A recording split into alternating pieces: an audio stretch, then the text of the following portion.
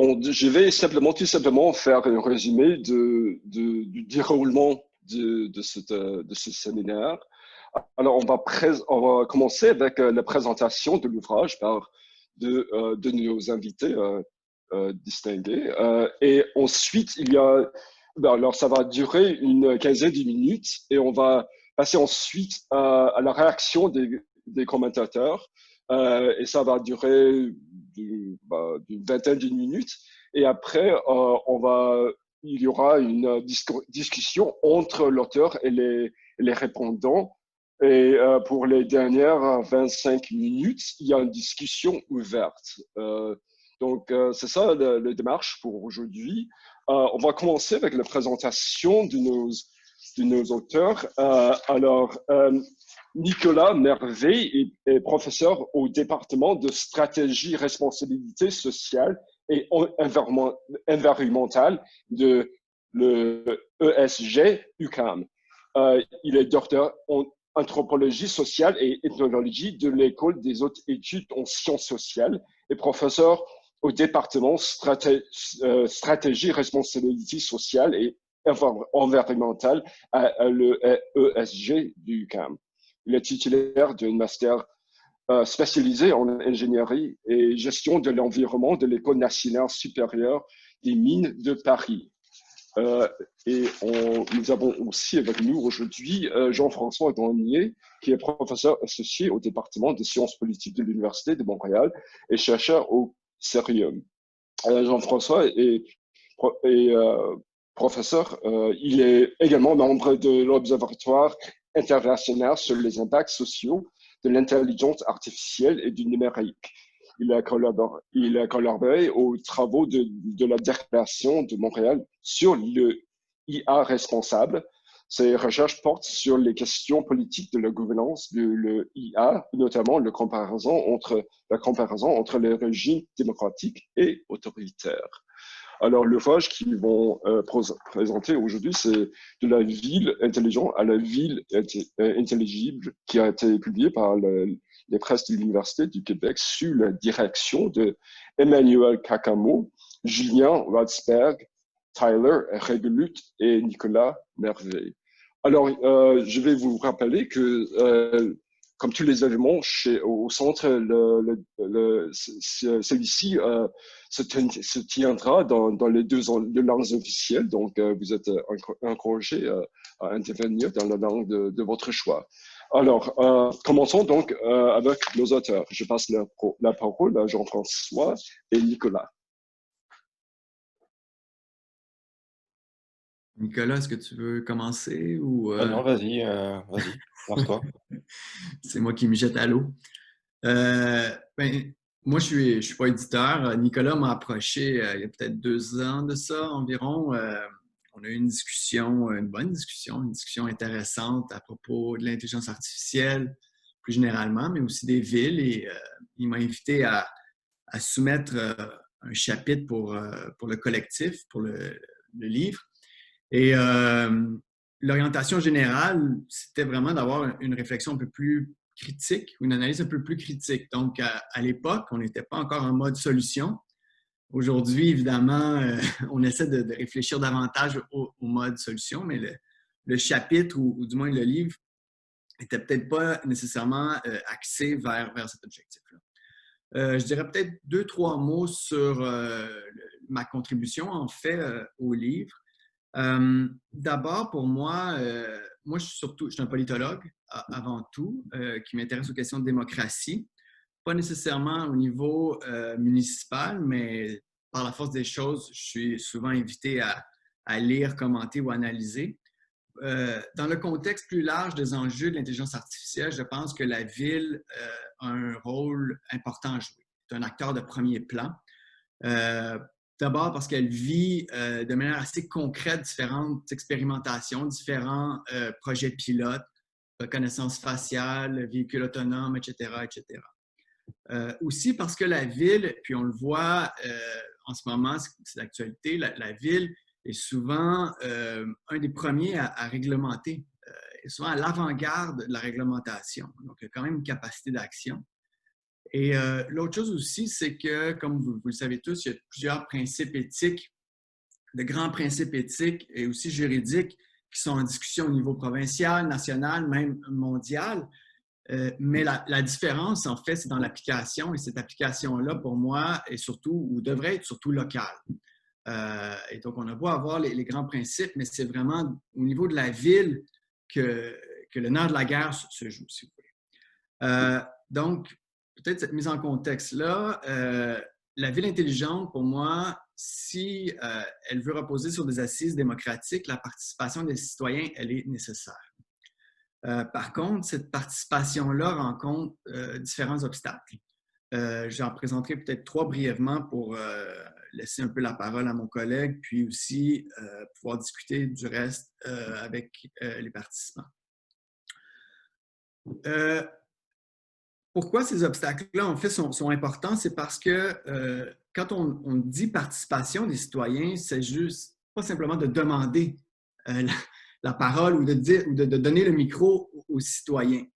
Évidemment, quand on fait ça, on doit s'assurer que tout le monde soit représenté et que tout le monde ait quelque chose à dire de manière relativement informée, ou du moins qu'il puisse parler librement de ses préoccupations et de ses besoins, de ses intérêts. Et donc, moi, je vois 3 obstacles à cette prise de parole, si vous voulez, ou à cette possibilité-là aux citoyens de participer. D'abord, on vit à l'heure actuelle dans un moment de transition. Ça veut dire quoi? Ça veut dire qu'on a un état de droit, on a des règles, on a des lois, mais on réalise que beaucoup de ces lois-là ne sont peut-être pas nécessairement adaptées aux nouvelles applications, aux nouvelles pratiques, aux nouveaux contextes dans lesquels on se retrouve. Donc, il y a peut-être dans un certain sens un vide juridique. Et en tout cas, comme politologue, nous, quand on voit ce genre de situation-là, on associe ça à ce qu'on appelle un conflit à propos des règles et non un conflit dans les règles. Donc, un conflit à propos des règles est souvent un conflit qui implique en fait des rapports de force, étant donné qu'il est moins encadré. Okay? Et dans ces moments de transition-là, dans ce rapport de force-là, le rôle des élites est souvent prédominant, élite politique et élite économique. Et dans le cas de l'IA, il y a quand même une asymétrie au sein même des élites dans ce rapport de force-là, évidemment en faveur des élites économiques, particulièrement, comme vous le savez, des géants, des grandes entreprises technologiques. Autre point que je veux souligner dans ce moment de transition-là, c'est qu'évidemment, quand on dit vide juridique, on dit « OK, on veut des nouvelles règles », ou en tout cas, on réfléchit à des nouvelles règles. Mais ce qui m'inquiète, moi, en tout cas comme politologue, puis comme acteur, pas comme acteur, mais comme au niveau, si vous voulez, des enjeux démocratiques, c'est cette urgence-là d'agir, cet empressement-là de vouloir à tout prix avoir des résultats ou la nécessité qu'on ait des résultats, tout en parfois, souvent, en fait, voulant couper l'herbe sous le pied du processus démocratique, qui implique une délibération, une négociation, un compromis. Ça prend du temps, ces choses-là. Et ça a une valeur, au final, parce que je crois que le résultat, au bout du compte, quand on a passé à travers ce processus-là, est meilleur. C'est un résultat qui est souvent aussi qui a une plus grande légitimité. Et dernier point dans ce moment de transition-là, je pense que, vous le savez tous, la démocratie vit des moments difficiles à plusieurs échelles, un peu partout à travers le monde.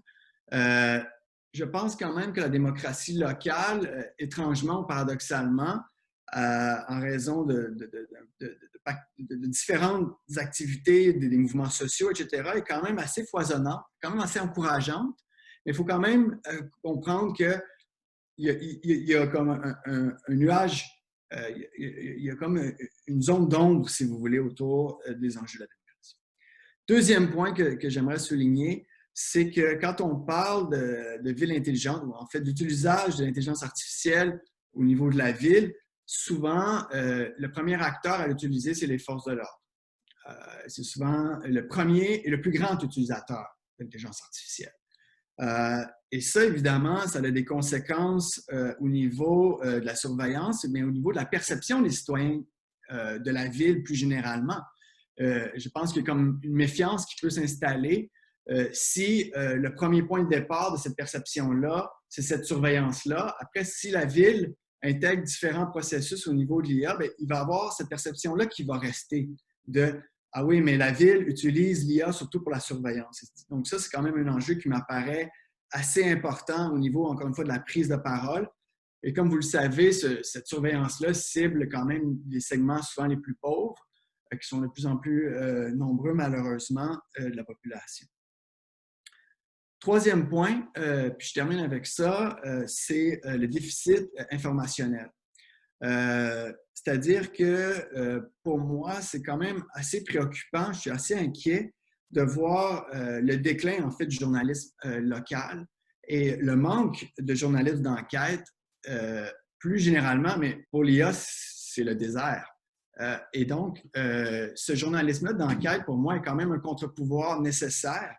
Et ce qu'on voit aux États-Unis, puis ce qu'on voit peut-être de manière beaucoup plus embryonnaire dans le reste du Canada, les médias et le journaliste d'enquête en particulier restent souvent les principaux acteurs qui dénoncent, en fait, qui révèlent au grand jour les abus, les manquements. Et donc, si on n'a pas cette porte-là, cette information-là, le citoyen ordinaire, lui, qui utilise les services publics, comment il va pouvoir savoir s'il est victime de biais? Comment il va savoir, comment il va faire pour dénoncer ces biais-là? Comment il va faire pour se défendre? C'est ce que les ressources pour se défendre, les ressources au niveau des connaissances juridiques, mais financières aussi, le temps. Est-ce que tout le monde a la possibilité de passer quand même plusieurs heures à rectifier une erreur, par exemple? Donc, pour moi, ces trois obstacles-là sont quand même assez importants. Je pense que le projet de la ville intelligente offre quand même des solutions. Parce qu'on voit plusieurs trucs assez intéressants au niveau de la démocratie directe, puis aussi au niveau de la démocratie digitale. Mais encore là, il faut faire attention parce que moindrement que la démocratie directe ou la démocratie digitale utilise des systèmes d'intelligence artificielle, il faut se poser les mêmes questions. Donc, voilà. Je ne sais pas si j'ai dépassé le temps. Merci. Merci de m'avoir invité. Merci d'avoir organisé. Normalement, on le dit au début. Mais... Alors oui, en fait, c'est moi qui devrais le dire. Alors vraiment, je tiens à remercier surtout Caroline Arsenault qui a organisé tous les affaires. Hein. Alors, on passe la parole maintenant à Nicolas. Bonjour. Je voulais tout de suite remercier Caroline aussi parce que moi j'ai été sidéré par son professionnalisme. Ça m'a même mis mal à l'aise à un moment donné parce que je me suis rendu compte de mon amateurisme dans l'organisation de tous mes événements. Elle est incroyable. D'ailleurs, si elle cherche un travail un jour, qu'elle m'écrive, je l'embauche tout de suite. C'est fabuleux ce qu'elle a, la manière dont elle nous a coachés. Donc, merci. Puis, elle a eu les problèmes avec la Covid. À un moment donné, tout ça a été annulé. Enfin, bref, je la remercie énormément. Alors, je suis éditeur sur cet ouvrage, mais je ne suis pas auteur. Par contre, ce qui est important, c'est que vous sachiez que l'idée de ce livre, c'est moi qui l'ai eu. Mais je souhaite donc, parce que sinon on va dire pourquoi est-ce qu'il parle celui-là. En fait, ça vaut le coup qu'en quelques minutes je vous explique pourquoi ce livre est publié et comment il est fabriqué. C'est-à-dire c'est quoi le processus de fabrication. Parce que c'est pas du tout un hasard, ça tombe pas du ciel. C'est le fruit d'un travail assez long, une espèce de fidélité avec Stéphane Guidouin et l'équipe de la ville. Donc, je tiens vraiment à préciser cela parce que l'ancrage de la réflexion est profondément montréalaise et ça, c'est important dans le cadre de votre recherche. Même si on était attentif à ce qui se passait en Asie, aux États-Unis d'Amérique et en Europe, on a quand même travaillé depuis Montréal. Donc, je vais vous raconter une histoire pour essayer de le faire de la manière la plus agréable possible. Et je ne veux pas vous embêter, mais juste que vous compreniez d'où ça sort, en fait, ce livre. Hein. Donc, les histoires, ça commence souvent par Il était une fois. Alors Il était une fois, ben, c'est en 2016, en fait, la ville de Montréal lance un appel d'offres qui s'appelle un appel à projet de recherche sur ce qu'ils appellent les standards des objets connectés. Et la manière dont était rédigé cet appel d'offres m'a surpris. J'ai été piqué de curiosité de dire quelle est la personne qui est suffisamment intelligente pour s'adresser au monde académique de cette manière-là. Et donc, de vous à moi, je n'y connais rien, moi, ces histoires de connexion. Ça n'a jamais été quelque chose qui m'a intéressé. J'ai déjà du mal à utiliser mon ordinateur. Mais j'avais envie de les rencontrer, donc je dis, ben, je vais faire l'effort de répondre à leur appel parce que je le trouve magnifique, puis je vais leur dire. Et puis, si ça ne marche pas, tant pis. Ils sauront que je suis intéressé de les connaître puisque je l'écrirai noir sur blanc. Donc, j'écris noir sur blanc que je suis intéressé de les rencontrer.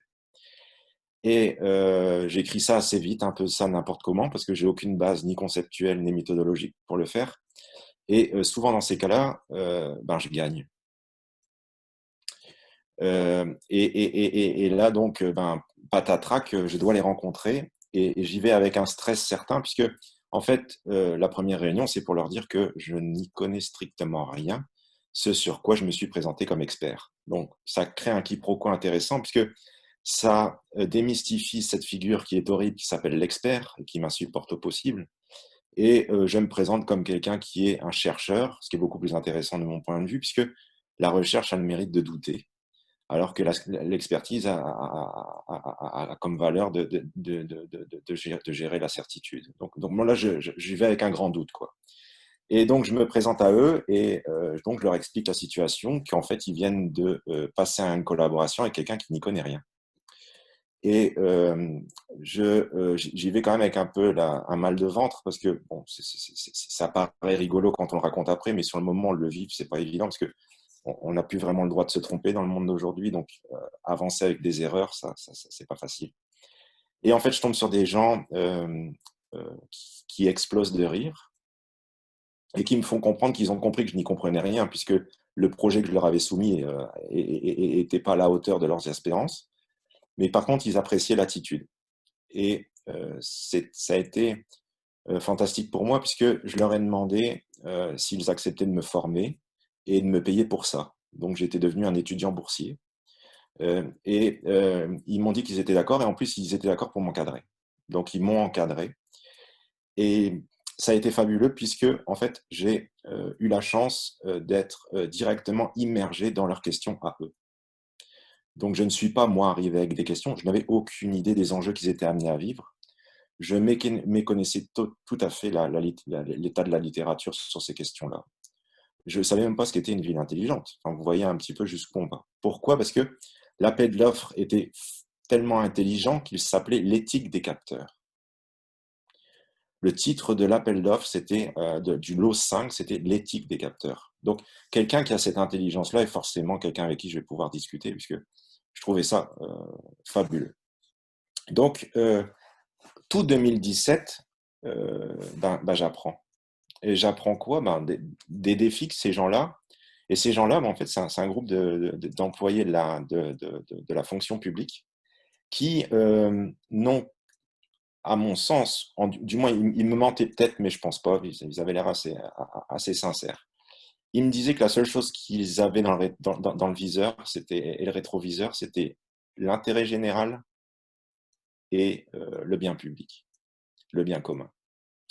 Et ça, j'ai trouvé ça formidable puisque, par définition, je trouvais que c'était leur mission, mais c'est quelque chose qui est de plus en plus rare à l'échelle de toutes les administrations publiques de ce monde. Mais eux, en fait, on avait l'impression que c'était le Graal auquel ils ne voulaient pas toucher. Donc, toute leur réflexion était menée par ça. Ils avaient bouffé Elinor Ostrom. Ils avaient vraiment énormément lu sur la question de qu'est-ce que c'est que le commun. Enfin, c'était plaisant parce que j'avais vraiment possibilité d'échanger avec eux. Donc j'écoute. Et finalement, on se met à travailler avec mon équipe au sein du CIREG, parce que moi, je suis co-titulaire de la chaire sur le cycle de vie, qui est entre Polytechnique et l'UQAM, sur l'École des sciences de la gestion. Et ce que je leur propose, c'est de réfléchir, aborder cette question de la donnée, de l'intelligence artificielle à partir du cycle de vie de la production de la donnée.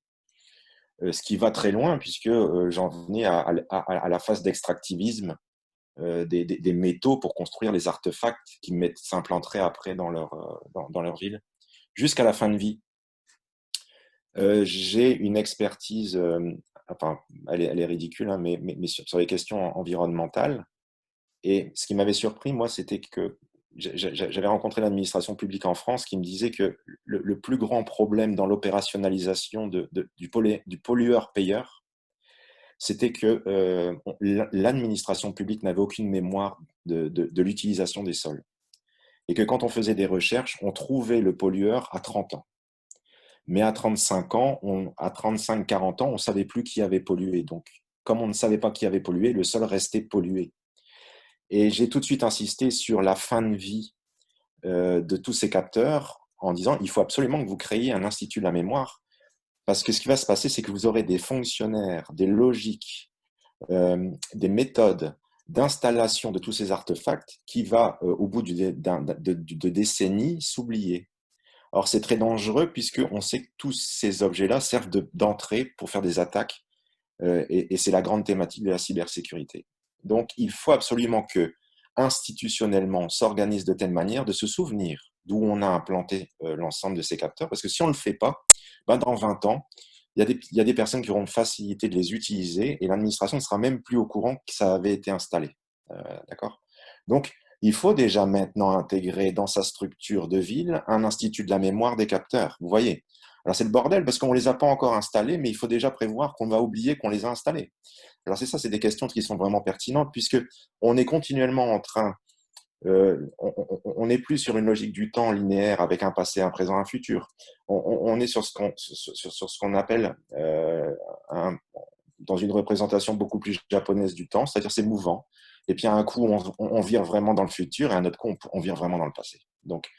Et on n'a plus cette représentation du flèche du temps. Et le temps, c'est ce qui organise. Donc, c'est très important de mesurer les changements institutionnels qui doivent se mettre en place quand on décide d'installer une ville avec une infrastructure numérique. Ce n'est pas des petits comités éthiques à la con, pardonnez-moi l'expression, qui va permettre d'embarquer et d'encadrer l'ensemble des sujets. Donc, on travaille sérieusement une revue de littérature, puisque comme on n'y comprend rien et qu'on ne voit pas ce qui a été dit sur le sujet, on se prend le temps et la ville est d'accord pour finalement qu'on fasse un état des lieux de la situation sur ça serait quoi une éthique des capteurs, ça serait quoi une approche des sciences sociales sur ces capteurs. Et là, on sort deux rapports, dont un qui est vraiment très volumineux, qui a été d'ailleurs mis en ligne sur le site internet de la ville, que vous pouvez toujours trouver, qui s'appelle Rapport sur les enjeux éthiques et d'acceptabilité sociale de l'Internet des objets.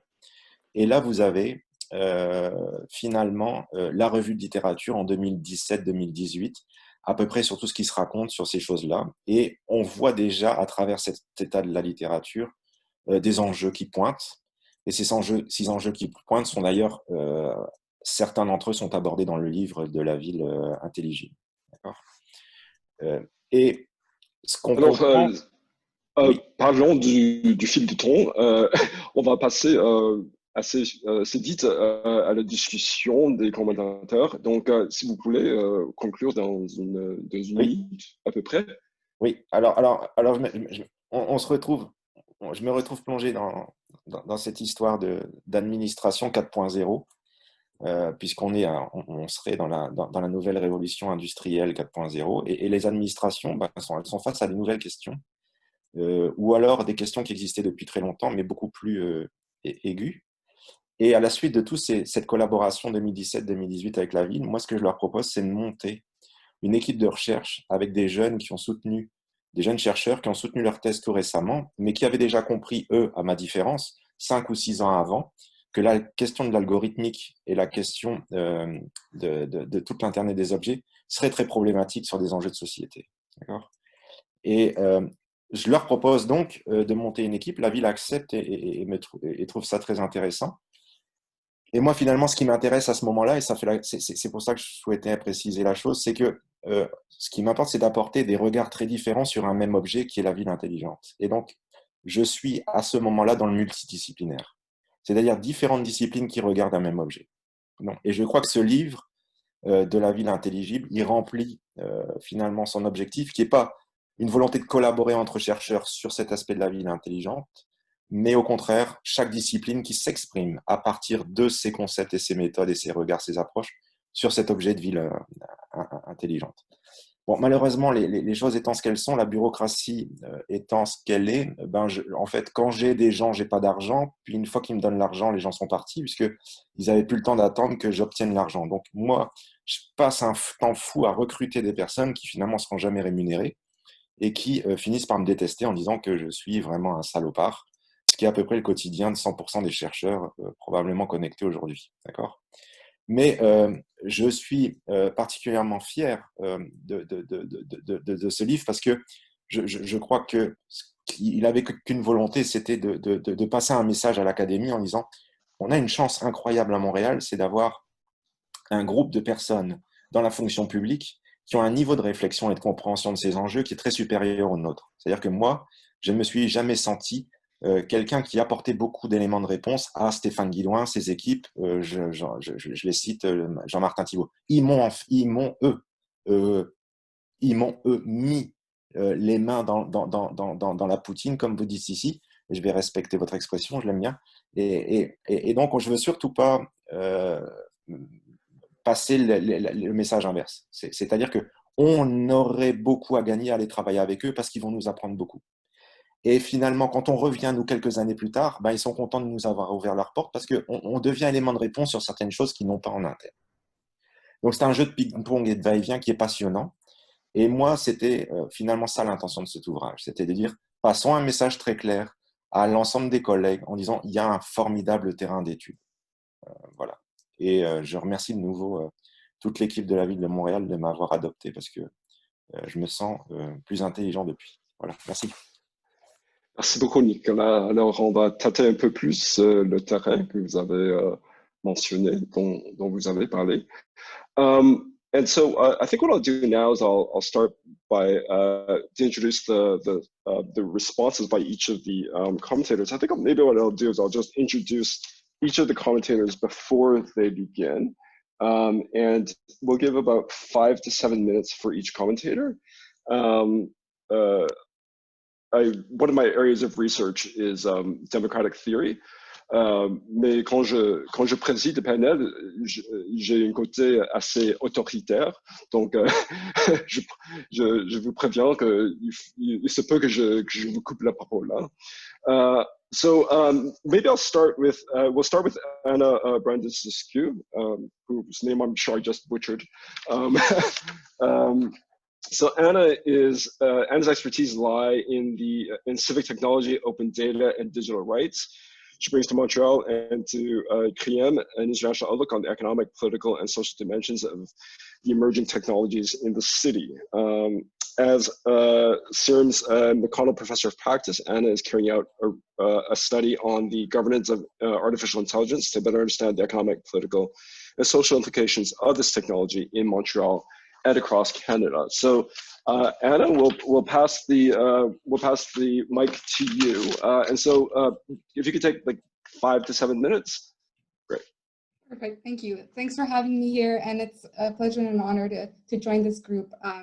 I really enjoyed reading through the book, and especially Jean-Francois's chapter on the smart city challenges for democracy, because really, like, AI and algorithms are a lot about challenges, but not in the tech itself, but also in the systems and the people around them.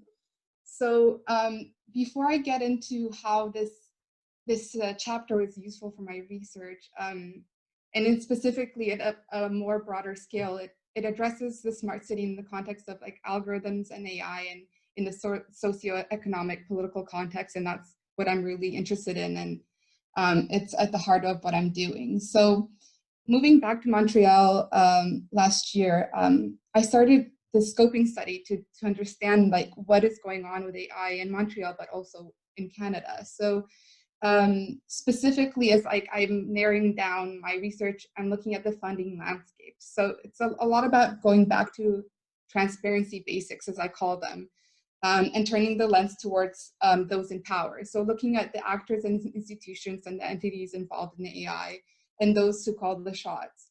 So a lot of this work, it still builds upon the open movement and open data, and looking at how transparent public procurement and corporate transparency, so creating beneficial ownership public registries, for example, are essential for AI accountability.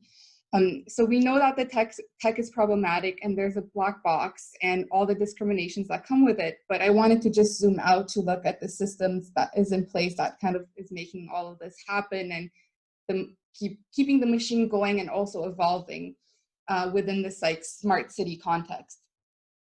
So in terms of political sphere, we know that there's federal government and open government partnership commitments around open contracting and open company data. So what is open contracting? That's procurement transparency and accountability in public procurement. So when I think about AI, I really think about who builds this stuff, who procures it, how do different levels of government use and interact and keep relationships with these companies and the products they build, and like what does the public know about it, or what don't they know about it? So for that level, like for me, like open contracting is something I've worked on in the past, but it still resonates in the AI context, and I think in the smart city context.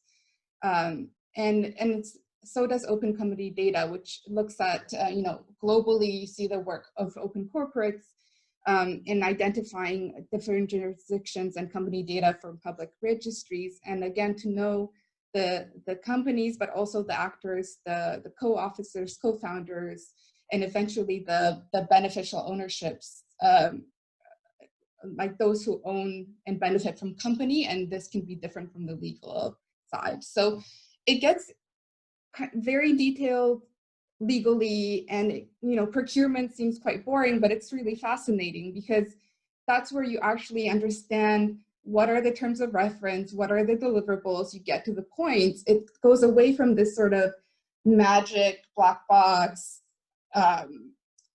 we're going to solve everything with tech, towards, okay, well, what are the processes in place that makes this happen, and also doesn't bring regulation in the picture yet, or as much. So for me, it's interesting to go from open data to open data and AI, because it's not necessarily having data sets that AI used to be open, it's having the entire space be open. And this is difficult because so much of algorithms and AI are private. It's very much founded in a culture of privacy, since it's so much in the private interest, in the private eye. So even having a simple data set on a list of the ecosystem and its entities, like who operates in AI in Canada, it took me forever to put together, because that data is very much in closed formats and unavailable in the private eye.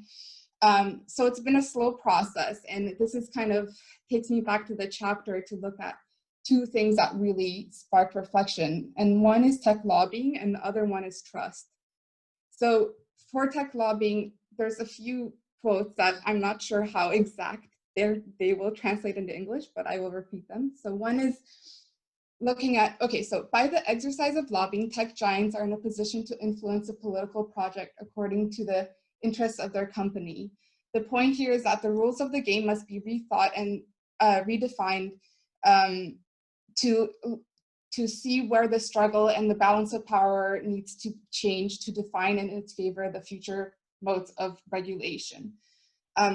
So this sparked an interest because as I'm researching and understanding the landscape of AI and how it operates in Canada, I'm seeing tech lobbying come to the forefront. And I won't bring in any other sort of industry lobbying, but just specifically, there's a lot of focus on the tech giants and how that's very extractive and very specific. But I would argue that big and small lobbying still kind of play a role together because it creates a by default competition. So you have this private governance and private regulation come, hand in hand. So I say private regulation instead of deregulation because that's what it is. And I think we have to be more specific about it. And again, this dichotomy of public interest versus private interest and what gets prioritized. So it's more of a question and it's ongoing, but how effective can tech lobbying on behalf of the public or civil society be if lobbying on behalf of companies is so powerful?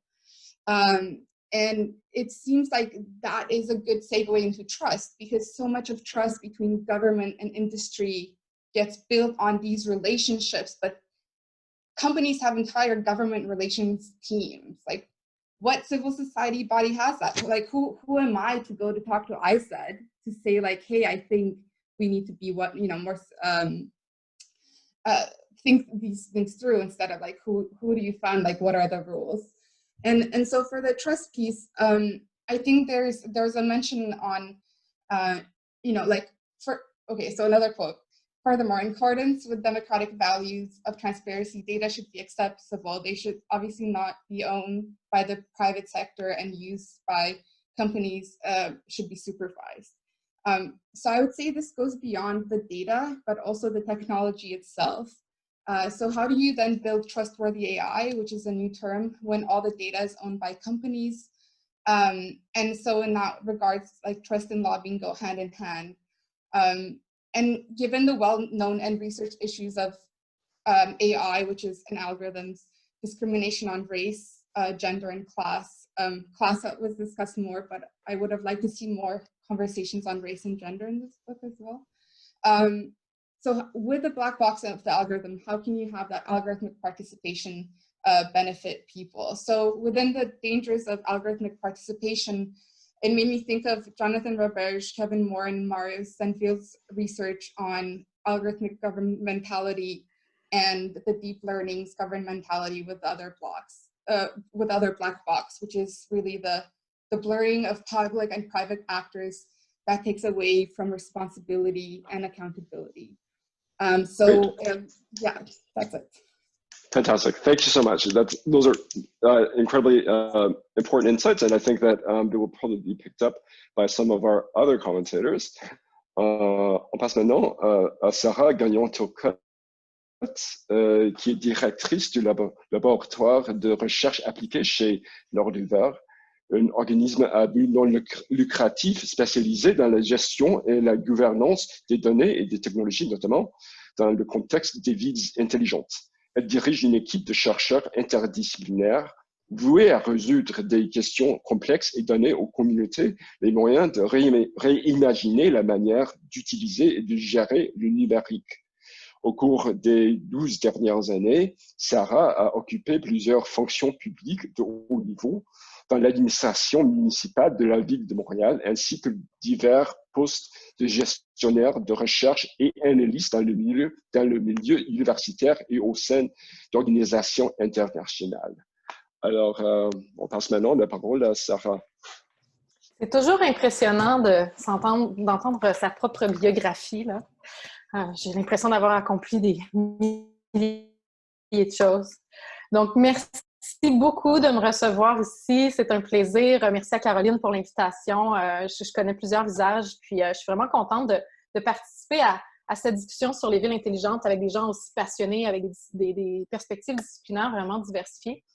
Puis, je tenais, premièrement, avant de passer peut-être en mode plus commentaire, souligner à quel point j'ai eu du plaisir à lire l'ouvrage.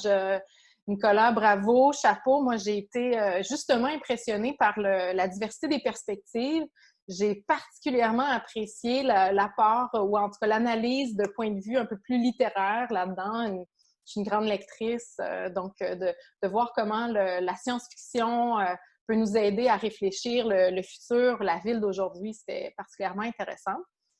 Et puis, je dirais que le commentaire que je souhaite vous transmettre aujourd'hui, c'est inspiré bien sûr de ma lecture, mais c'est aussi vraiment ancré dans mon parcours personnel et professionnel. C'est-à-dire que j'ai travaillé à la Ville de Montréal pendant longtemps Puis, une des choses qui m'a longtemps habité, c'est l'écart démesuré entre le public et le privé. En fait, je trouve que ça s'inscrit très bien avec ce que Anna vient tout simplement de nous présenter, les jeux de pouvoir et puis le contrôle des grandes entreprises qui arrivent avec des technologies qui sont très efficaces, mais il y a des intérêts privés derrière ça. Puis, il y a du lobbyisme qui est très intense auprès des villes pour mettre en place une certaine vision de la ville intelligente.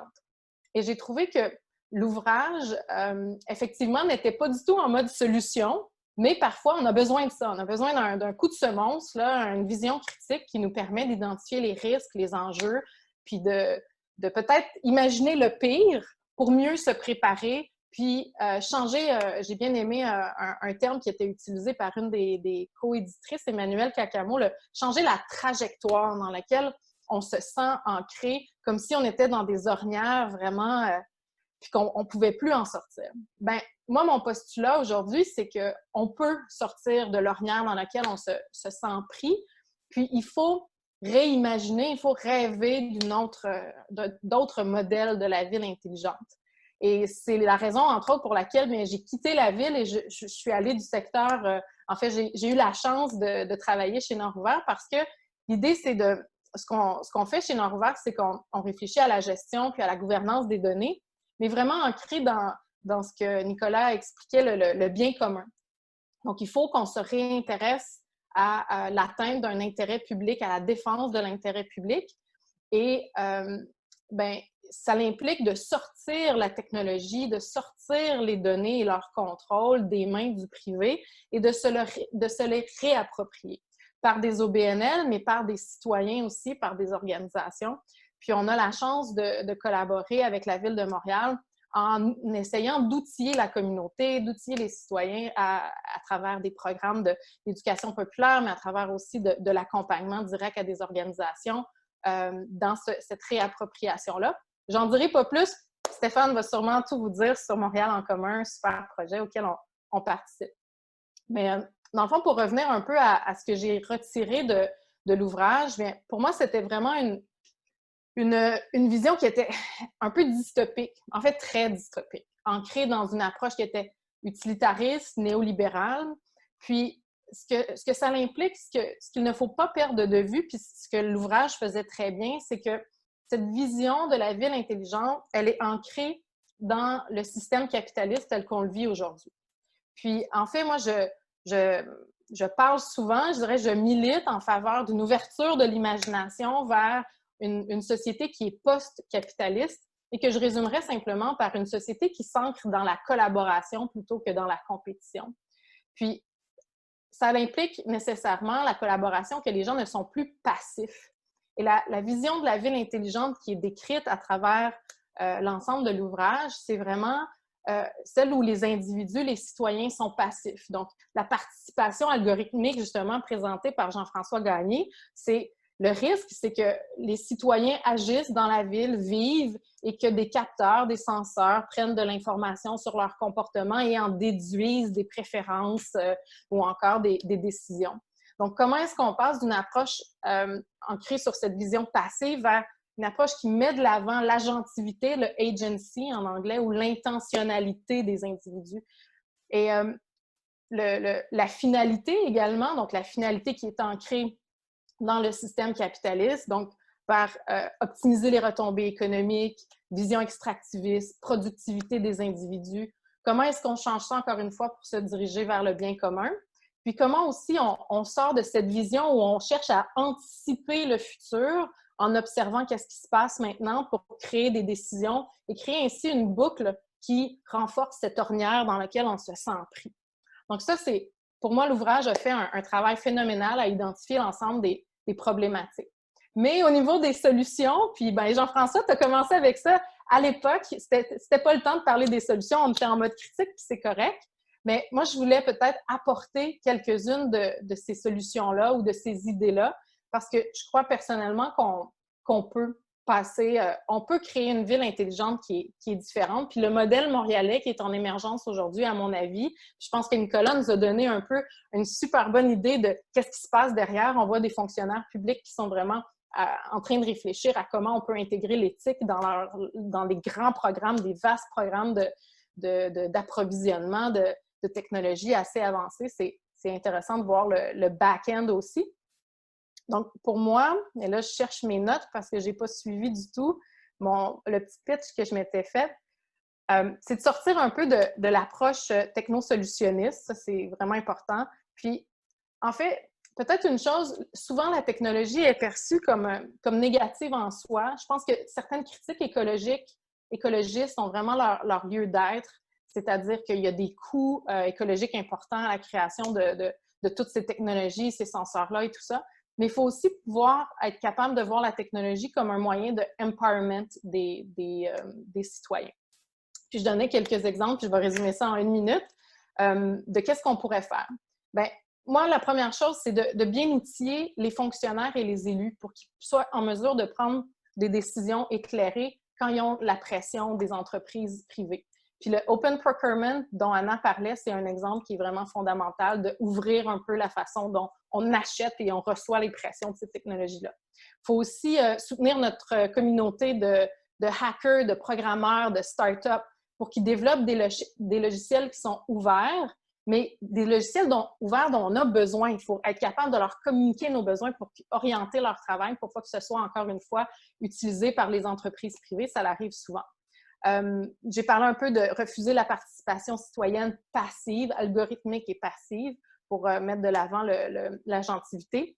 Le cadre législatif, si on en parle tous, il faut vraiment renforcer le cadre législatif pour lutter contre la surveillance, maîtriser le pouvoir des géants de la tech, protéger la vie privée. Puis, il faut aussi reconnaître, en fait, je dirais avant ça, les citoyens, les organismes communautaires, il faut les soutenir avec des programmes d'éducation populaire, etc. Puis au final, je terminerai là-dessus, il faut reconnaître que la technologie, elle n'est pas toujours technique, elle est parfois sociale, puis elle est parfois organisationnelle.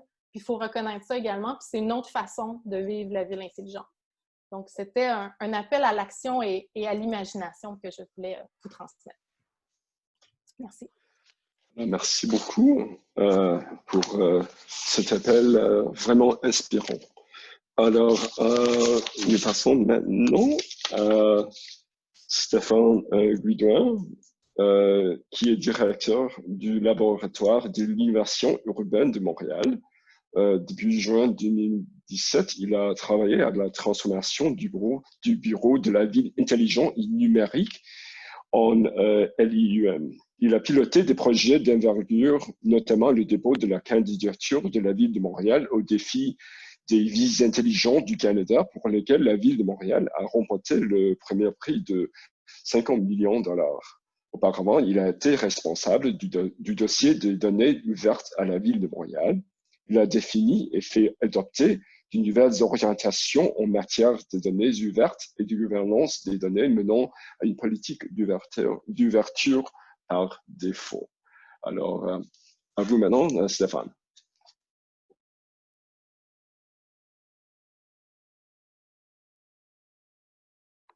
Bonjour à tous, voilà, ça va mieux que le son.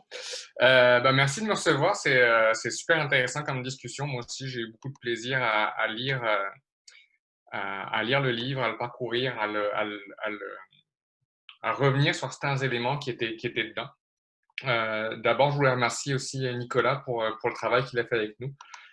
C'était vraiment très intéressant. Puis pour continuer un peu la petite histoire qu'il n'a peut-être pas eu le temps de finir par manque de temps, Nicolas a aussi contribué avec nous à la mise en œuvre, à l'écriture de ce qui est devenu en fait la charte de données de Montréal, qui a été publiée récemment, bonjour le chat, et qui justement répond un peu à un des points qui est de dire comment est-ce qu'on spécifie nos orientations, puis comment est-ce qu'on spécifie qu'est-ce qu'en tant que ville on veut voir advenir des données puis l'utilisation des technologies. Donc, sans rentrer dans le détail, mais la charte positionne vraiment sur des éléments de protection de la vie privée et des droits fondamentaux en général des gens, donc le droit à la liberté, même d'un point de vue cognitif, je dirais, ne pas se sentir surveillé, une valorisation du bien public, du bien commun, et donc de voir les données vraiment entre autres comme un bien commun, et aussi d'avoir vraiment très orientée sur l'avenir. Donc, comment est-ce qu'on veut développer l'avenir de nos villes basé sur les technologies et sur les données. Donc, ça, c'est un travail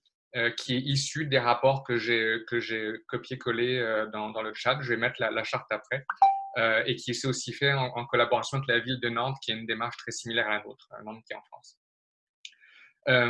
Ceci dit, je vais décevoir Sarah, je vais pas aller sur Montréal en commun. Si vous voulez vous renseigner sur le projet Montréal en commun, il y a de l'information sur Internet, je pourrais mettre des liens aussi après, pour vraiment sauter directement un peu sur le contenu du livre et moi ce que j'en retire. C'est sûr, comme le souligne Nicolas et Jean-François, que c'est vraiment l'occasion d'avoir différents points de vue. Puis moi, ça m'a beaucoup fait penser à la citation assez connue d'Einstein qui dit « On ne résout pas un problème par les modes de pensée qui l'ont engendré ». Mais c'est exactement ça, en fait. C'est-à-dire que ça nous prend aujourd'hui différents modes de pensée, différents points de vue, différentes perspectives pour réfléchir à ces enjeux-là.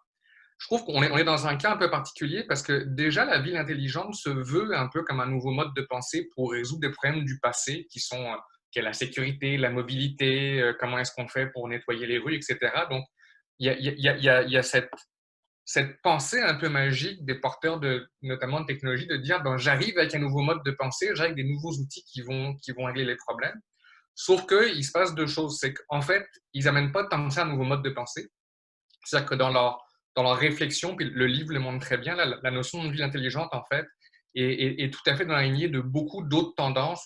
On parlait de néolibéralisme et de choses dans le genre, mais aussi au niveau de la ville, c'est vraiment des tendances qui existent depuis les années 20, depuis les années 30 parfois, sur comment est-ce qu'on voit une ville fonctionnelle, structurée, efficace comme une machine, alors que c'est effectivement bien plus que ça.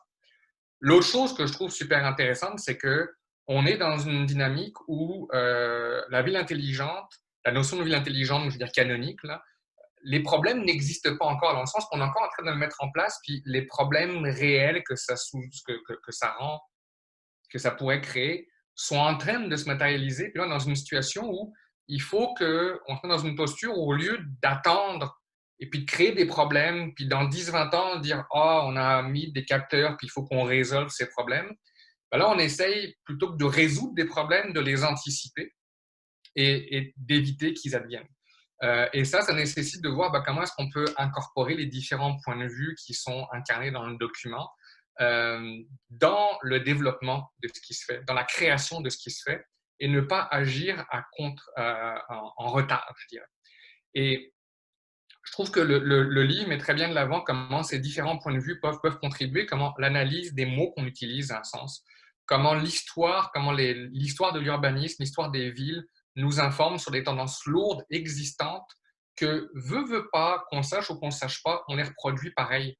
Puis en cherchant à résoudre des problèmes existants, présents, mais en fait, on se place dans une perspective historique qui nous offre déjà beaucoup d'outils pour comprendre ce qui se passe, à condition qu'on se donne le temps et les moyens d'écouter, de regarder les gens qui ont cette connaissance, qui est une connaissance qui n'est pas nécessairement évidente. Nous, quand on a sélectionné Nicolas pour le projet en 2016-2017 et qu'on a dit on embarque un anthropologue dans le projet, c'est sûr que ça surprenait. C'est pourquoi l'anthropologue est là-dedans, qu'est-ce qui va nous amener? On parle de données, on parle de capteurs. Mais c'est vraiment ça qui est important, là, c'est de voir comment est-ce qu'on est capable de mettre ces connaissances, ces expertises au service du développement de la ville qui s'en vient et au service de principes humains, de principes qui mettent l'humain au centre. C'est là que je vais arriver avec un propos peut-être un peu provocateur pour l'audience, qui est sur le rôle du milieu académique. Je ne vous cacherai pas, Nicolas va avoir les chevilles qui enflent avec ce que je dis, mais on a eu la chance avec Nicolas d'avoir quelqu'un qui s'est remis à un autre niveau. Là. Il expliquait à quel point il n'y connaissait rien, puis ça a peut-être aidé aussi à se mettre un peu plus au service, mais je ne vous cacherai pas que dans le passé, on a un peu de mal à voir comment le milieu académique peut nous aider au quotidien dans ce qu'on fait. Puis quand je dis nous, je parle de la ville, mais je parle aussi des citoyens. Et il y a vraiment, à mon avis, une question à se poser de se dire quelle est la contribution du milieu académique dans ces enjeux-là, qui sont des enjeux que, oui, il faut prendre avec une lorgnette, il faut les prendre de haut, il faut les prendre avec une perspective historique, il faut les prendre avec tout un bagage de concepts, d'approches qui ne sont pas des approches qui sont maîtrisées par la ville, mais comment on les rend concrètes sur le terrain. Comment est-ce qu'on arrive à faire que ce n'est pas seulement des projets de recherche sur 5 ans, mais que c'est aussi des éléments qui peuvent se déployer sur le terrain. Puis je ne vous cacherai pas que pour avoir travaillé quand même avec plusieurs chaires de recherche et plusieurs chercheurs, on a beaucoup de mal à arriver à des projets concrets qui font l'affaire de tout le monde. C'est-à-dire que d'un côté, les chercheurs s'y retrouvent parce que ça leur donne un peu le contenu de publication, etc. Mais qu'en même temps, d'un point de vue concret, on arrive vraiment à atterrir à des projets et à évaluer ces projets avec un sens critique. Puis quand je dis critique, ça ne veut pas dire qu'on les voit négativement, ça veut dire qu'on est capable d'analyser leurs valeurs, mais aussi leurs limites. Moi, j'aime beaucoup l'aspect de trajectoire qui était, entre autres, dans l'article d'Emmanuel Cacamo et qu'a repris Sarah, qui dit trajectoire de bifurcation. Puis moi, c'est un sujet que j'aime beaucoup, là, qui est de dire comment est-ce qu'on passe d'une trajectoire à une autre. Puis il y a un livre qui est sorti récemment de Bernard Stiegler qui revient un peu sur cette question-là. Et il explique justement comment est-ce que des approches de ce qu'il appelle la recherche participative, donc vraiment d'amener des citoyens, des groupes de citoyens, des entités de la vie publique avec des chercheurs pour vraiment travailler concrètement sur la mise en œuvre de solutions. Puis aujourd'hui, je pense que c'est vraiment, quand je lis un article et quand je vois la perspective que peut amener différentes disciplines là-dessus et la réflexion du milieu académique, c'est vraiment des éléments moi, que je souhaiterais exploiter. Là. Puis on va faire la part des choses. Là. Je donne une petite critique au milieu académique. On a aussi notre travail à faire dans le milieu de la ville là, pour trouver des modes, trouver des moyens. Là, Nicolas expliquait très bien comment on a littéralement galéré pour aller chercher des sommes d'argent, somme toute relativement limitées. Et le temps que ça nous a pris pour trouver cet argent-là, trop tard, c'était parti, le monde n'était plus disponible. Donc, il faut vraiment aller voir comment est-ce qu'on est capable de mettre ensemble les citoyens, la recherche, et je veux dire les villes au sens large, là, pour vraiment concrètement arriver à répondre à tous les enjeux qui sont soulevés dans le document, qui à mon avis sont super, super intéressants. Alors, merci beaucoup Stéphane. Alors, je pense que notre prochain membre du panel, Lynn Nantel, sera en mesure de répondre aux défis que vous avez lancés en nous, les universitaires. Just one quick correction from Nick. So we're stopping at 1:45 rather than 1:15. C'est juste une petite correction. Donc, la session se terminera à 13h45 au lieu de 13h15. Alors, passons maintenant à Lynn Nantel, qui est candidate au doctorat en études urbaines au Centre Urbanisation, Culture, Société et de l'Institut national de la recherche scientifique, chercheuse à la chaire de recherche du Canada sur les nouveaux environnements numériques et l'intermédiation culturelle et membre du laboratoire sur la communication et le numérique. Elle réalise actuellement une thèse portant sur l'économie des plateformes et son impact sur l'évolution des services urbains montréalais à travers le cas des nouveaux acteurs du transport. Alors, c'est à vous maintenant, Lynn. Oui, bonjour. Merci de m'avoir invité. Merci, oui, à l'organisation de Caroline. Elle est merveilleuse. Puis, pour ce qui est de répondre directement à M. Guidouin, je ne sais pas si je vais répondre directement à M. Guidouin. Toutefois, je pense que oui, en effet, je pense qu'il y a, pour y répondre brièvement, il y a une limite actuellement du milieu académique. Est-ce que ça vient d'un peu de la nouveauté de la problématique qui se met en branle, qui expliquerait peut-être un peu cette lacune-là? Je ne sais pas. Toutefois, il y a quand même des exemples, je pense, qui existent dans le milieu académique d'implication de chercheurs, de groupes de chercheurs avec le milieu de terrain. Je pense notamment au projet de Rob Kitchen, par exemple, à Dublin, de Programmable City. Je crois que là, vraiment, on est parallèlement, en fait, un peu dans la même critique qu'on retrouve dans le livre La ville intelligente à la ville intelligible. On est dans une posture aussi critique, c'est-à-dire qu'on remet vraiment en question le postulat de la trajectoire technocentrée des villes. Mais en même temps, je pense qu'ils sont peut-être plus ancrés dans justement des études de cas, ce qui les amène peut-être plus à être portés vers peut-être pas des modes solutions, mais du moins de critiquer vraiment les solutions qui sont mises en place ou directement des projets concrets. Ce qu'on voyait quand même un peu moins dans le livre, je dirais, qui était plus dans un portrait plus théorique, plus général, en fait. Mais il y a quelque chose que je trouve quand même super intéressant dans cette approche-là, puis c'est vraiment basique, puis c'est aussi pour l'auditoire, c'est de dire que le pari du livre, c'est vraiment d'arriver avec une critique, de réaffirmer la possibilité d'une critique très forte de la technologie et des villes, intelligentes, et de la trajectoire du tout numérique, donc d'affirmer une critique forte, parfois même alarmiste, mais l'intérêt de tout ça, c'est que vraiment, on dérive complètement de l'opposition stérile, technophile, technophone, puis ça, c'est important de le rappeler parce que c'est un débat qui souvent, je trouve, on le sait tous, mais malheureusement, ça déplace le débat, puis ça l'empêche de le réfléchir, puis vraiment, on arrive avec une proposition forte de critique, mais on n'élude aucunement la question de la technique. Au contraire, on la prend de front. Donc, c'est super intéressant. Donc, c'est vraiment la proposition du livre, c'est-à-dire de ne pas contourner la question technique, mais justement de chercher à lui rendre ses dimensions sociales. Et puis là, je cite le livre, dimension sociale, politique, et d'en faire un problème à partir duquel réfléchir et agir. Donc, la démarche qui est suggérée dans le livre, moi, elle fait écho à mes travaux. Parce qu'actuellement, j'ai pas mes travaux de doctorat, mais mes travaux au niveau de mandats de recherche.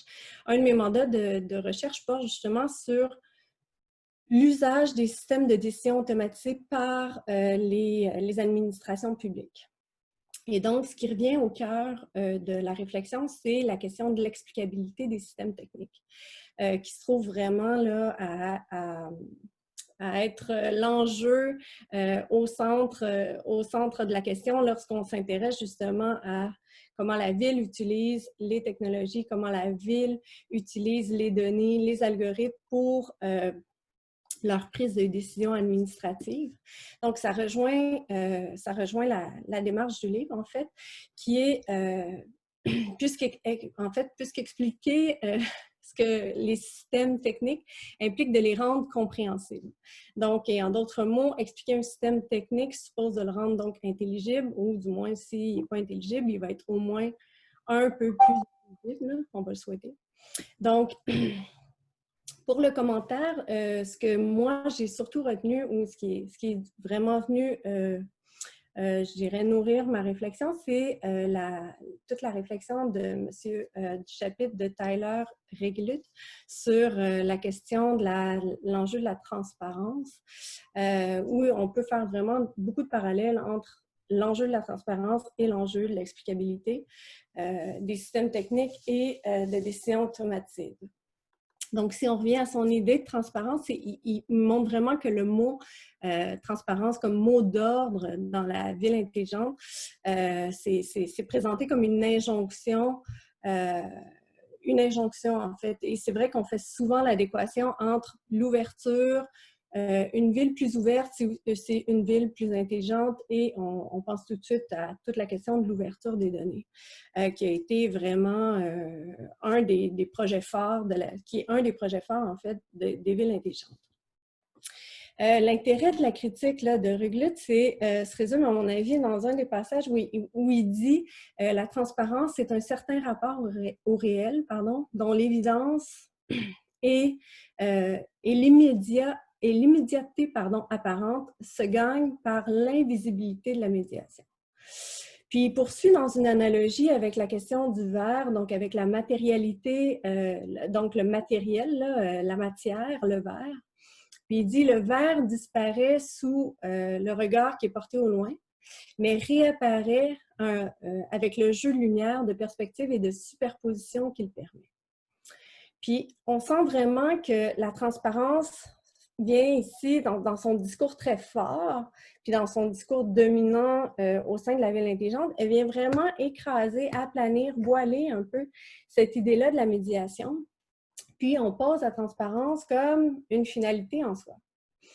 Puis, une finalité au sens où il suffirait d'ouvrir les systèmes, il suffit de les rendre visibles pour répondre à l'impératif de la transparence.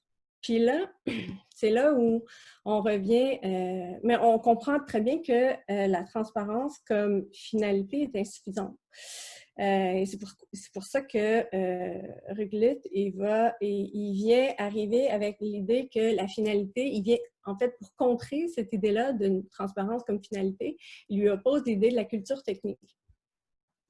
Puis là, je trouve qu'à travers ce concept-là de la culture technique, c'est super intéressant parce qu'on sent que dans l'idée d'une culture technique, ça vient vraiment impliquer la notion d'un engagement actif avec le fonctionnement. Sarah parlait tantôt de cette idée-là d'une participation passive. Bien, lorsqu'on est rendu à évoquer la notion de culture technique, on est déjà là, je veux dire, on incarne la participation. On vient lui donner une teneur, puis M. Guidouin parlait du poids des mots, mais il y a peut-être ça aussi, il faut peut-être réhabiliter l'idée de parler d'une culture technique, de parler, ou comme aussi Dominique Cardon va le faire, de parler d'une culture du numérique. Donc, vraiment venir à changer justement les trajectoires, à changer les passivités pour c'est ça, commencer à incarner un peu à ce qu'on entend par un engagement, en fait.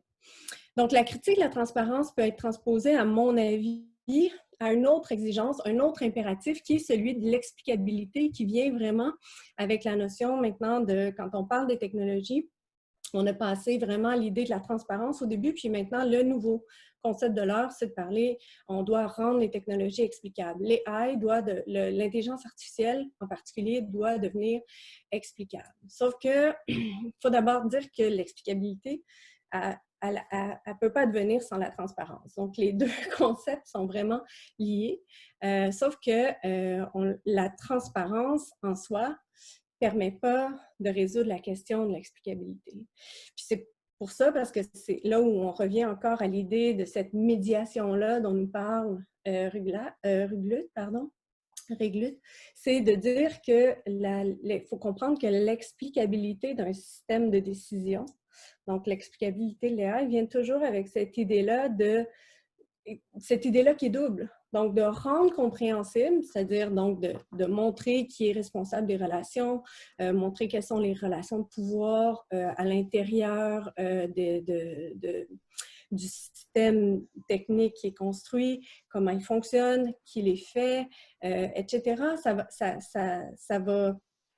sous-tend un deuxième volet, qui est celui de dire, bien, on rend compréhensible, et comprendre implique par conséquent un engagement. Donc, déjà là, c'est pas quelque chose qui peut être passif, qui peut être vu comme qui peut mener à la passivité. Donc, cet engagement va donc nous permettre par la suite de discuter, de remettre en question et aussi de contester, de rejeter. Mais il reste qu'il y a un risque avec l'exercice de rendre les systèmes compréhensibles, c'est quand même qu'ils deviennent la bouée d'un projet d'une ville technocentrée. On pourrait voir l'explicabilité dans sa seule dimension technique. Donc, de dire, on explique comment, ou on essaie de résoudre ces problèmes internes. Donc, on va essayer coûte que coûte, et c'est ce qu'on voudrait tous souhaiter, par exemple, de débiaiser le plus possible les données pour rendre les calculs algorithmiques plus acceptables. Mais cette logique-là permet juste, en fait, de faire il faut faire attention à ne pas réifier cette idée-là de faire la promotion de l'explicabilité pour promouvoir l'acceptabilité des systèmes. Donc, l'idée, c'est, en d'autres mots, il ne faut pas réduire l'explicabilité des systèmes à juste des simples questions techniques. Donc, Sarah le disait, elle disait, je pense que les technologies ne sont pas juste des questions techniques, et en effet, tout le livre pointe sur l'idée de dire c'est loin d'être que des questions techniques. Au contraire, elles sont beaucoup plus sociales, politiques que techniques même. Donc, Alors, merci. Pardon? Alors, merci beaucoup, Lynn. Alors, je pense que maintenant, on peut passer à une discussion entre les auteurs et nos commentateurs pour je dirais une dizaine de minutes. Et à la fin, nous aurons quelques minutes pour des questions provenant du public qui ont assisté à ce séminaire. Alors, donc, je pense qu'une question qui est sous-jacente à celle dont vous avez tous parlé et discuté, c'est les questions d'imputabilité. Hein? Alors, dans la ville intelligente, disons, est-ce que c'est vraiment possible d'avoir une vraie imputabilité des instances publiques? And so I think one question that has been sort of linked to all of the reactions and also to the book itself is a fundamental question of accountability and whether or not accountability is possible in La Ville Intelligente, in a city that is designed with AI. And I think that is connected to the questions of comprehensibility that Lynn raised, right? So how do we have accountability quand il y a vraiment un écart dans la capacité des citoyens par rapport les géants technologiques, hein? Alors, je pense que c'est un grand enjeu. And so maybe we'll just have an open discussion for a few minutes before we open the floor to questions from the audience.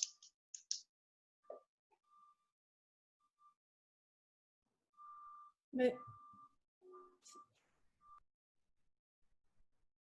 Tu y vas, Lynn, ou... en fait, ça me permettrait de faire la conclusion de d'où je m'en allais avec l'idée de l'explicabilité. C'est justement là, c'est dans l'idée de réfléchir à des entités, des mécanismes institutionnels qui vont nous permettre peut-être justement de mettre en place des mesures d'évaluation, des méthodes d'évaluation. Puis on commence à voir poindre, je pense, quand même dans les villes, des initiatives qui vont dans ce sens-là. Il y a des comités de travail qui ont été mis en place sur les algorithmes. Bon, on s'entend que les démarches, c'est pas des grands succès pour le moment. Ils ont eu beaucoup de problèmes. Mais je pense que, justement, on peut réfléchir à ces infrastructures-là d'évaluation des incidences des algorithmes qui soient faits par des comités indépendants, experts. On peut imaginer, je pense que c'est là le moment où il faut imaginer quelle pourrait être la composition d'une communauté comme ça, de leur rôle. Mais je pense il y a des possibilités de mettre l'imputabilité au cœur d'un mécanisme institutionnel, puis d'y arriver surtout à l'échelle des villes. Merci. Jean-François? Oui, merci. Peut-être vraiment brièvement, je pense que l'imputabilité est quand même un objectif qu'on doit viser. C'est un idéal. Évidemment, il n'est pas parfait dans cette atteinte-là de cet idéal-là. Je pense qu'il y a différentes solutions qu'on peut imaginer. Une solution que moi, je trouve très intéressante, c'est cette idée-là d'avoir un registre des différentes utilisations de l'IA.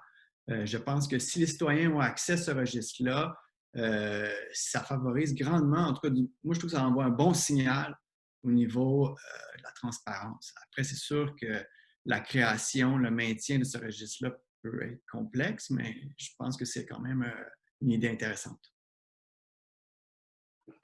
Alors, Nicolas? Oui, alors comme la seule chose qui est vraiment de moi dans ce livre, c'est le titre, je voulais juste l'expliquer. Parce que, en fait, moi, je suis anthropologue, comme l'a dit Stéphane, et puis moi, ce qu'on m'a appris à travers l'ethnographie et l'anthropologie, c'est que ce qu'il y a au cœur de la démocratie, c'est le secret.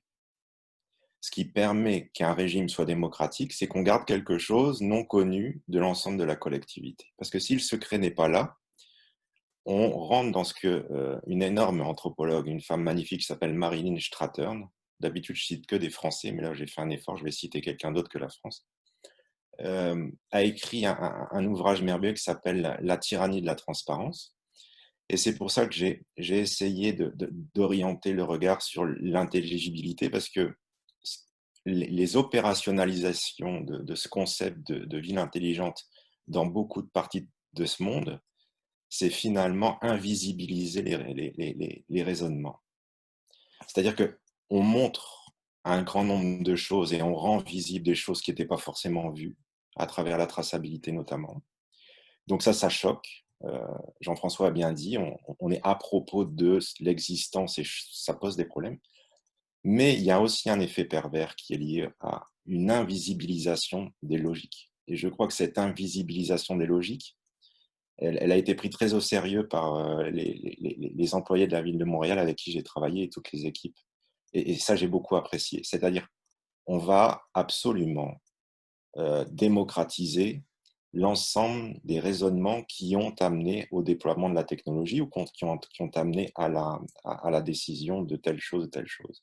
Et ça, Anna a été merveilleuse dans son commentaire, je pense, c'est que il y a des fois où la technologie, elle pose problème dans ce qu'elle dévoile, et il y a d'autres liées à toutes ces questions de catégorie de privacité, de liberté. Mais il y a aussi des fois où elle devient incroyable, et c'est sur tout ce domaine de l'open procurement, où quand on voit ce qu'elle permet de faire en lien à tous ces systèmes de corruption, c'est assez surprenant l'argent qu'on sauve et la possibilité de revenir à cette idée d'un marché public qui en fait était capté par des choses. Donc je crois que intelligible, moi j'insistais auprès des auteurs, c'était de dire rendre explicite l'ensemble des modalités qui ont amené à une prise de décision ou à un résultat. Parce que c'est aujourd'hui ça qui se passe et je trouve que c'est ça qui est vraiment problématique, c'est que on ne comprend plus comment les choses sont finalement cuisinées pour arriver à un magnifique plat, mais c'est-à-dire qu'on tient la recette au secret. Or, c'est cette recette qui devrait faire l'objet d'un débat.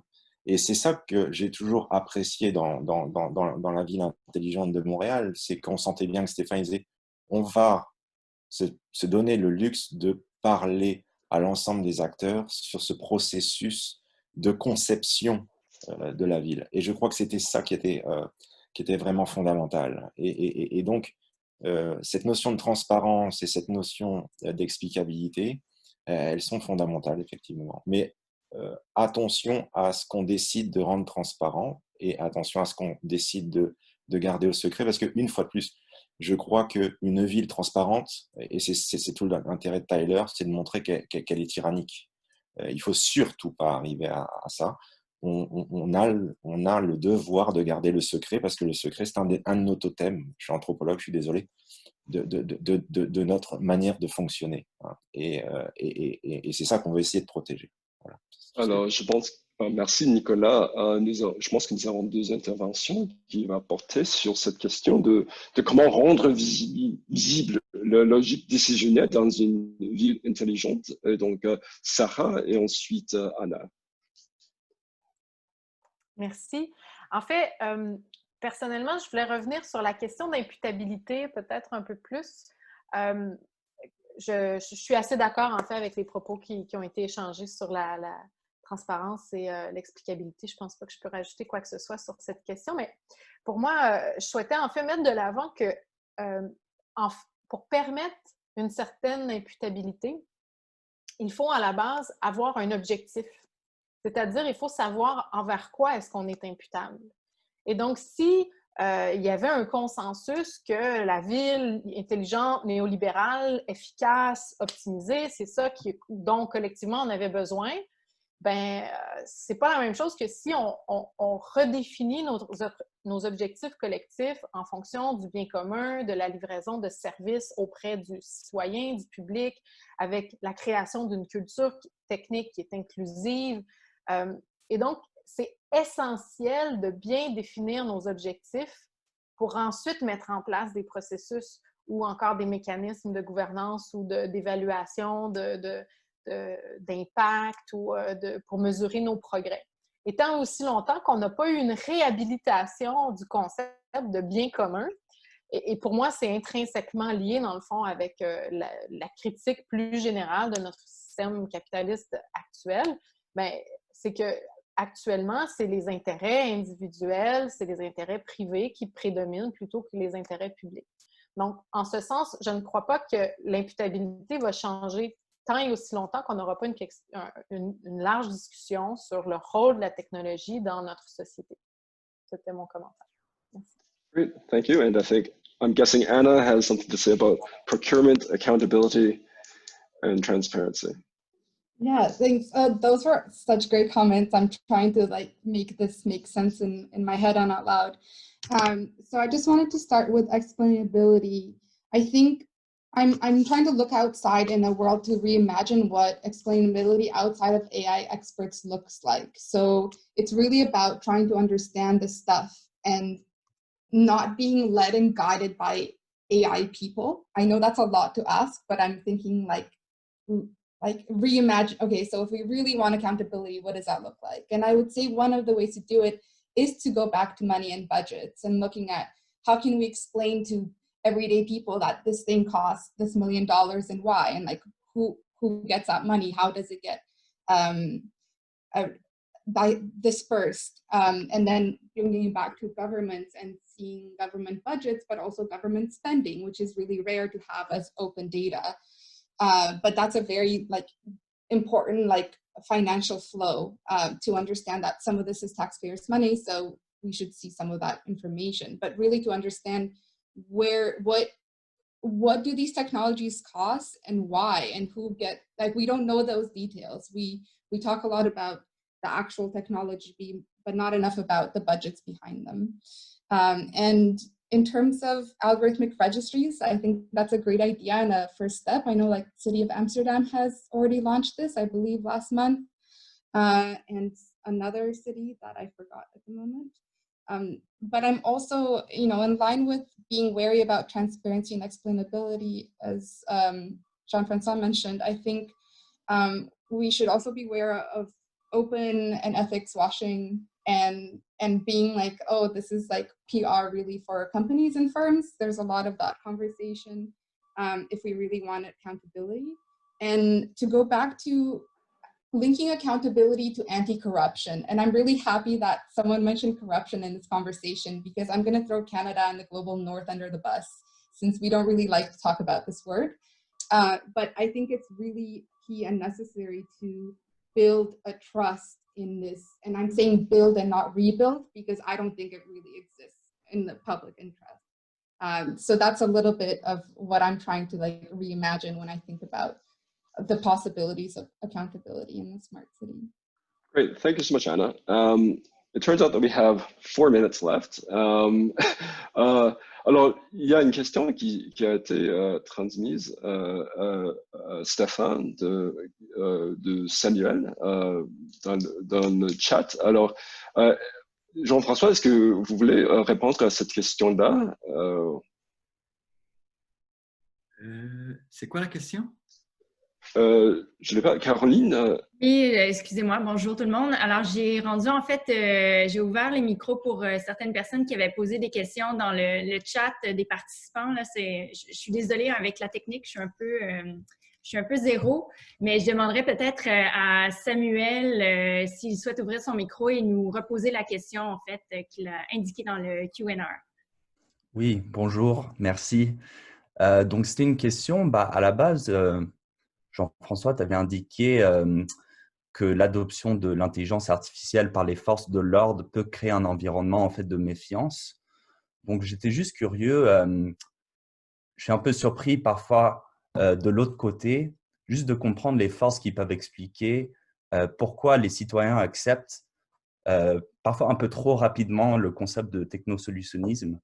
Et peut-être qu'ils ont trop de confiance dans certaines technologies. Donc, je pense notamment au concept de surveillance capitaliste, en quelque sorte.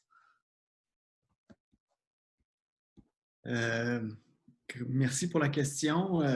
En 2 minutes, c'est difficile d'y répondre, mais je dirais que d'abord, les êtres humains ne sont pas des machines. Ils sont remplis de contradictions. Et une des premières contradictions qu'on voit, en tout cas, c'est la majorité des citoyens sont préoccupés par les enjeux, par exemple, de la vie privée. Mais en même temps, la majorité des citoyens posent des actions comme consommer toutes les applications, consommer toutes sortes de produits qui vont à l'encontre, si vous voulez, dans un certain sens, de ces préoccupations-là. Et donc, il y a toutes sortes de raisons pour lesquelles on peut expliquer ce paradoxe, ce comportement. Mais disons, comment je pourrais conclure là-dessus? Je dirais qu'il y a beaucoup de recherches à faire. Il faut se poser. Voilà. voilà, merci Jean-François. Vous avez une culture technique différente. Alors, excuse-moi, juste pour peut-être compléter dans l'avancée des questions, il y avait un dénommé Vincent Lamontagne qui avait également apporté quelques commentaires et je crois souhaitait répondre à une question plutôt qui a été posée. Je ne sais pas si Vincent souhaiterait peut-être s'adresser à tout le monde. Oui, c'était plus ou moins une question, mais je peux suivre avec une question aussi. Dans le fond, ce que je disais, c'est que avec la charte des données numériques, c'est déjà un bon premier pas pour donner des normes aux entreprises qui font de l'IoT puis qui cherchent à être fournisseurs de villes intelligentes. Puis ces compagnies-là, ils attendent un peu des normes, tu sais, puis en ce moment, ils en ont très peu, donc ils fonctionnent un peu comme ils veulent.